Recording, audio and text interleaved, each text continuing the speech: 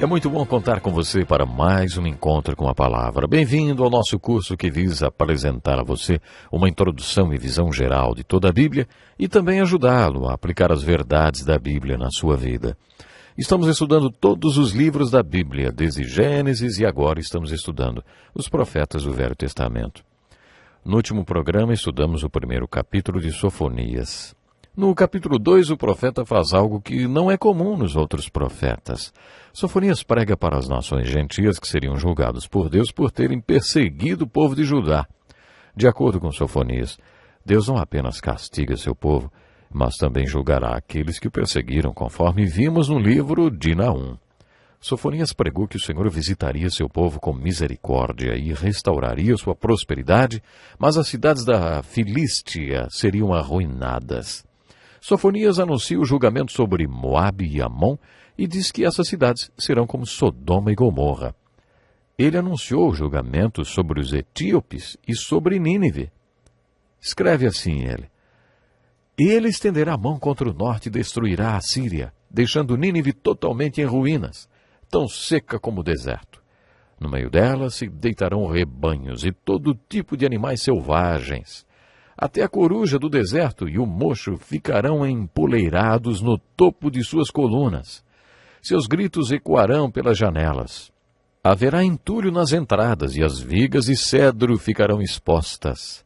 Essa é a cidade que exultava, vivendo despreocupada, e dizia para si mesma: eu e mais ninguém.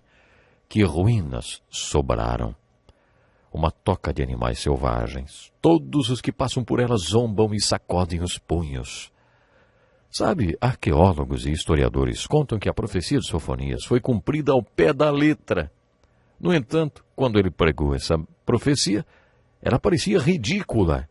Depois de ter pronunciado o julgamento de Deus sobre os inimigos de Jerusalém, no capítulo 2, Sofonias volta sua pregação novamente para o povo de Judá. Ai da cidade rebelde, impura e opressora. Não ouve ninguém e não aceita correção. Não confia no Senhor, não se aproxima do seu Deus. Num ponto, Sofonias concorda com outros profetas, como Miqueias e Amós. Ele também pregou enfaticamente contra a injustiça social.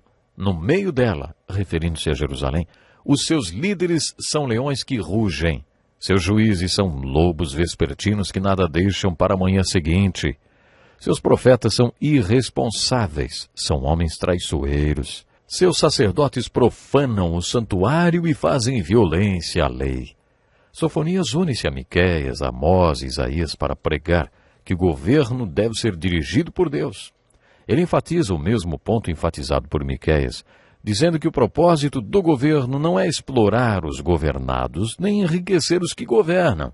O propósito dos que estão no poder não é o enriquecimento, às custas do povo, do próprio ego ou dos cofres públicos. O governo tem que ser do povo, pelo povo e para o povo. Miqueias deixou isso bem claro, e Sofonias faz a mesma coisa.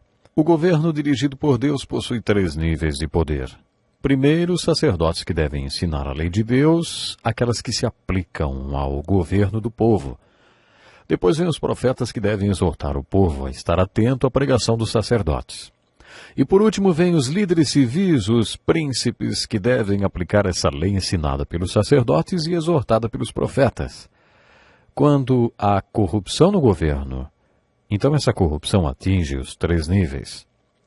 Quando os sacerdotes são corruptos, não há ensino da palavra de Deus e eles deixam de ser exemplo daquilo que ensinam. O povo fica confuso e absolutamente perdido, sem saber o que é certo e o que é errado. E aí se torna corrupto também. Quando os príncipes aceitam suborno e são corruptos, o povo fica desiludido. Miqueias pregou que a solução definitiva que Deus encontrou para reprovar esse tipo de governo é retirá-lo das mãos do homem. Vimos isso no 4º capítulo de Daniel. Deus disse a Nabucodonosor que ele ficaria demente, até que aprendesse que o Altíssimo reina e que Deus dá o governo àqueles a quem ele escolhe. É isso que Paulo quer dizer em Romanos 13. As autoridades que existem foram por Deus estabelecidas, ele diz. Deus institui os governos. Esse profeta menor enfatiza que o plano de Deus era que o homem governasse. No entanto, quando os homens que governam tornam-se corruptos e exploram os governados, Deus recupera o governo para si e expressa sua ira através do cativeiro. De acordo com Miqueias, um dia o Filho de Deus governará como Rei dos Reis e Senhor dos Senhores. Quando os profetas profetizaram a vinda de Jesus Cristo, às vezes falaram do primeiro advento de Cristo e outras vezes do segundo. No seu primeiro advento, Cristo não governou, mas as profecias dizem que Cristo voltará para governar. Vocês estão lembrados do que Jesus disse para o rabino Nicodemos quando passou a noite toda conversando com ele? Pois Deus enviou seu Filho ao mundo não para condenar o mundo, mas para que este mundo fosse salvo por meio dele. Quando nascemos de novo, Jesus Cristo, unigênito Filho de Deus, além de ser nosso Salvador, é também nosso Senhor, porque Ele governa nossas vidas.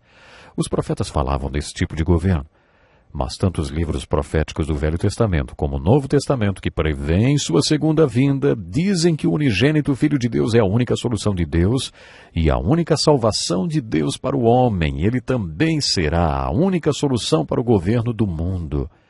Ele reinará as nações com cetro de ferro e seu reino jamais terá fim. Ele será o Rei dos Reis e o Senhor dos Senhores. Esse governo de Jesus Cristo será a solução definitiva de Deus para todos esses problemas de governo, conforme você vê descrito nos livros proféticos do Velho e Novo Testamento. Essa é a essência da pregação de Sofonias. Mas lembre-se que a principal mensagem de Sofonias tem a ver com o dia do Senhor. Resumindo, Sofonias revela o contexto do dia do Senhor. Quando você entende esse contexto conforme a pregação de Sofonias, também entende que ele não está falando sobre praga de gafanhotos ou fome. Às vezes ele até menciona o cativeiro babilônico, mas ele fala principalmente sobre o grande e terrível dia do Senhor no final dos tempos, que trará a consumação da história humana. Observe a pregação que Sofonias faz no dia do Senhor, o conteúdo desse dia que lhe é revelado. O dia do Senhor destruirá tudo, homens, feras, pássaros, peixes, ímpio, raça humana e todo tipo de habitantes sobre a terra. É isso o grande e terrível dia do Senhor. O conteúdo da mensagem do dia do Senhor é que nesse dia tudo e todos serão destruídos. Sofonias também revela o caráter do dia do Senhor. Ele não diz que Deus vai usar os babilônios e os assírios como instrumentos de seu juízo, mas que Deus vai agir diretamente no grande e terrível dia do Senhor. Às vezes as pessoas leem textos como Salmo 46, 2 Pedro 3 ou o livro de Ageu e dizem: talvez o dia do Senhor seja uma guerra termonuclear.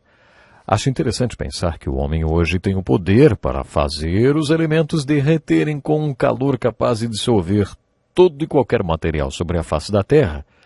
Portanto, hoje o homem pode fazer aquilo que achávamos que Deus não poderia fazer. Isso levanta a seguinte pergunta: será que o dia do Senhor vai ser uma guerra termonuclear? Uma vez o então presidente americano Dwight Eisenhower falou o seguinte: será que um dia vamos acordar e descobrir que desaparecemos na poeira de uma guerra termonuclear? Sofonias responde à pergunta de Eisenhower com um não bem categórico.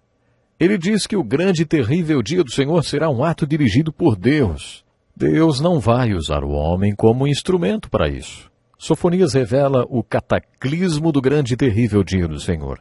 O dia do Senhor virá porque o povo de Deus pecou contra o Senhor. É por isso que o dia do Senhor vai acontecer de acordo com Sofonias. Sofonias menciona de maneira enfática os seguintes pecados: luxúria, indiferença, falta de fé, desobediência, rebeldia e falta de temor a Deus. Pense em nosso país à medida que você reflete em todos esses pecados mencionados por Sofonias. Ele não culpa o povo de Deus pelos pecados de idolatria e imoralidade. Sofonias culpa o povo de Deus pelos pecados da luxúria, da indiferença, falta de fé, desobediência, rebeldia e falta de temor a Deus. De acordo com Sofonias, por causa de pecados como esses, o grande e terrível dia do Senhor virá. Sofonias nos revela a nova criação que resultará do dia do Senhor. Ele enfatiza em sua pregação que no grande e terrível dia do Senhor, tudo que é matéria será dissolvido. Deus criará um novo céu e uma nova terra, onde reinará a justiça.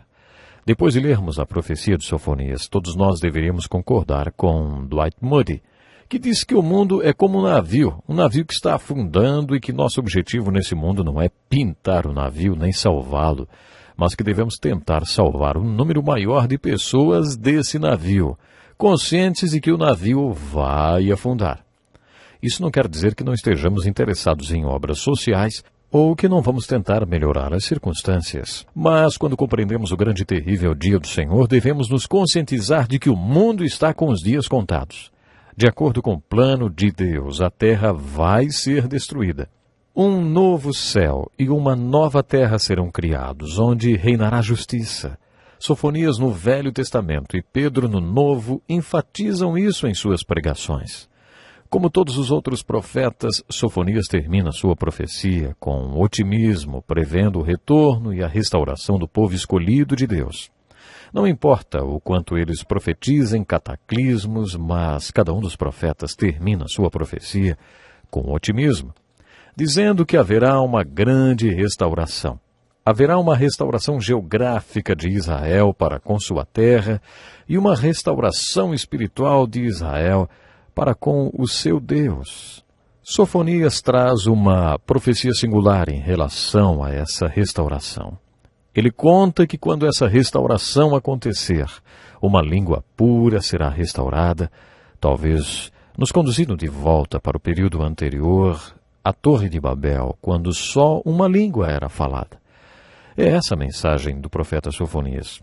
Sua mensagem é apocalíptica e escatológica, é uma mensagem sobre os últimos acontecimentos.